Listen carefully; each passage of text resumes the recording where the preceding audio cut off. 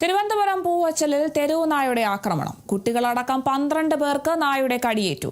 തെരുവ് നായയുടെ ആക്രമണത്തിൽ കുട്ടികളടക്കം പരിക്കേറ്റിട്ടുണ്ട്. വീരണകാവ് ചായക്കുളം സ്വദേശികൾക്കാണ് ആക്രമണത്തിൽ പരിക്കേറ്റത്.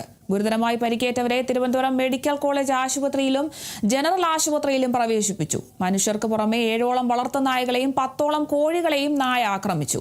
പേവിഷബാധയുടെ ലക്ഷണങ്ങൾ കാണിച്ച നായ നാട്ടുകാരെ തുടർച്ചയായി ആക്രമിക്കാൻ മുതിർന്നതോടെ പ്രദേശവാസികൾ നായയെ അടിച്ചു കൊല്ലുകയായിരുന്നു. നായയെ പിടികൂടാൻ നേതൃത്വം നൽകിയ 15ഓളം യുവാക്കൾ മുൻകരുതൽ എന്ന നിലയിൽ വാക്സിനേഷൻ എടുത്തിട്ടുണ്ട്. അക്രമകാരികളായ നായകളെ പിടികൂടാൻ അടിയന്തര നടപടി വേണമെന്ന് പൂവച്ചൽ പഞ്ചായത്ത് അധികൃതരോട് നാട്ടുകാർ ആവശ്യപ്പെട്ടു. 8ഓളം പേരെ ഇന്നലെ കടിക്കുകയും ഇന്ന് 2-3 പേരെ ഇന്ന് കടിക്കുകയും ചെയ്തു.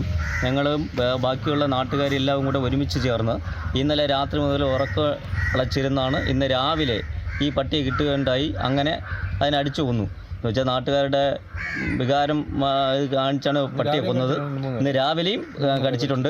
അതുകൊണ്ട് ഈ വാർഡ് മാത്രമല്ല വീരണകാവ് മേഖലയിലുള്ള കീഴ്വാണ്ട ഭാഗത്തും വീരണകാവ് പ്രദേശങ്ങളിലും എല്ലാം തന്നെ ഈ പട്ടി കടിച്ചിട്ടുണ്ട്.